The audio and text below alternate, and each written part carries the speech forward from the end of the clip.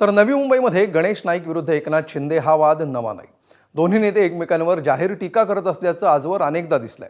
पण आता मात्र हा वाद आमंत्रण पत्रिकेतल्या नावापर्यंत येऊन पोहोचलाय। नवी मुंबई महापालिकेच्या एका कार्यक्रमाच्या पत्रिकेमध्ये एकनाथ शिंदेंच्या नावच न छापल्यामुळे शिवसैनिकांचा पारा चढला। त्यामुळे आज दिवसभरात नवी मुंबईमध्ये बरंच राजकीय नाट्य घडलं। याचाच आढावा घेऊया या स्पेशल रिपोर्टमध्ये। कार्यक्रम पत्रिकेत नाही एकनाथ शिंदेच नाव नव्हतं ते नागपुरानं विचारलं। कार्यक्रम पत्रिकेत नाही एकनाथ शिंदेच नाव नव्हतं ते नागपुरानं विचारलं। ज्या प्रश्नाचं उत्तर महापौरांना विचारा असं गणेश नाईक म्हणतायत, त्याच प्रश्नावरून नवी मुंबईच्या राजकीय वर्तुळात खळबळ उडाली।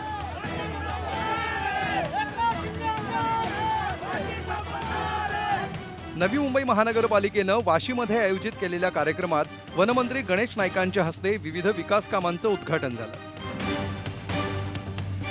पण या कार्यक्रमाच्या पत्रिकेत पालकमंत्री आणि उपमुख्यमंत्री एकनाथ शिंदेंचं नावच छापलं नव्हतं। विशेष म्हणजे खासदार श्रीकांत शिंदे आणि खासदार नरेश म्हस्के यांची नावं पत्रिकेत होती, पण एकनाथ शिंदेंचं नाव नसल्यामुळं हे नेतेही कार्यक्रमाकडे फिरकले नाही। यापूर्वी सुद्धा शिवसेनेची एक हाती सत्ता होती युतीशिवाय। आता युती आहे, त्या ठिकाणी आम्ही सुद्धा या ठिकाणचे जे मंत्री आहेत त्यांचं नाव टाकत असतो। आता या ठिकाणी अशा पद्धती जर पत्रिका मी अजून पाहिली नाही, तर शिवसैनिकचे नगरसेवक शिवसेने स्टाईलने त्याला उत्तर देतील। एकनाथ शिंदेंचं नाव पत्रिकेत का नव्हतं असा प्रश्न विचारल्यानंतर महापौरांनी प्रोटोकॉलची आठवण करून दिली आहे। GR प्रमाणे स्थानिक स्वराज्य संस्थेसाठी नियमावली जी आहे ती आपण तंतोतंत पाळलेली आहे आणि त्याच पद्धतीने आपण ही पत्रिका छापलेली आहे, ज्याच्यामध्ये स्थानिक मंत्री आहेत, आमदार आहेत, खासदार आहेत आणि लोकप्रतिनिधी आहेत, सर्व समित्यांचे सभापती आहेत। या कार्यक्रमाला भाजप आमदार मंदा म्हात्रे पोहोचल्या खऱ्या, पण शिंदेंचं नाव पत्रिकेत नसणं आणि आपल्या मतदारसंघातल्या कामांचंही नाईकांच्याच हस्ते उद्घाटन होणं या गोष्टी बघून त्यांचा संताप झाला। त्यानंतर या प्रकाराचा निषेध करत त्या तिथून बाहेर पडल्या। आता मी तुला सांगते, मी कंटाळलेली आहे। मला आता बस झालं, मी पक्षालाही सांगून टाकलेली आहे। आता पुढचं काय करायचं ना, पाऊल उचलायचं ते मी उचलणार आहे। आणि माझा प्रत्येक वेळी तिचा अपमान केला जातो।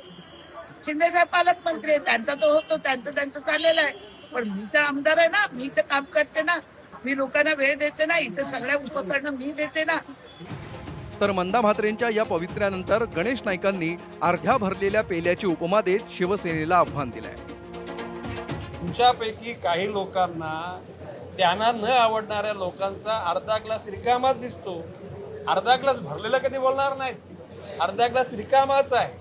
आता कोणाला कळतो मी बोललेलं लागतं ना, त्याने लावून घ्या, मला ना त्याची परवा। आणि गणेश नाईक खुला आहे, मन खुलं, हात खुला आहे। गणेश नाईकच्या विरुद्ध काय असेल ना, सगळं आरपार करून टाका। या प्रकारानंतर नवी मुंबईतले शिवसैनिक चांगलेच आक्रमक झाले। शिवसैनिकांनी गणेश नाईकांची गाडी अडवण्याचा प्रयत्न करत जोरदार घोषणाबाजी केली।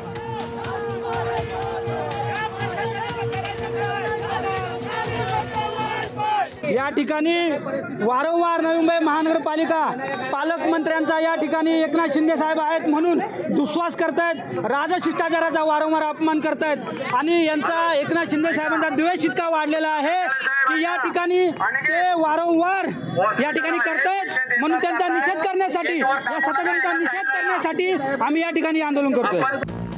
याच महिन्याच्या पहिल्या आठवड्यात नवी मुंबई विमानतळ प्रशासनानं आयोजित केलेल्या कार्यक्रमातही एकनाथ शिंदेंना निमंत्रण देण्यात आलं नव्हतं। त्यानंतर पुन्हा एकदा असाच प्रकार घडल्यामुळं शिवसेनेनं पुन्हा एकदा मंत्रिमंडळ बैठकीत आवाज उठवण्याची तयारी केली आहे। गेल्या कॅबिनेटमध्ये मी माननीय मुख्यमंत्र्याला मी स्वतः जो यापूर्वी ज्या उद्घाटन सोहळ्यामध्ये एकनाथ शिंदे साहेबांचं नाव नव्हतं या संदर्भामध्ये मी तो प्रश्न उपस्थित केला होता।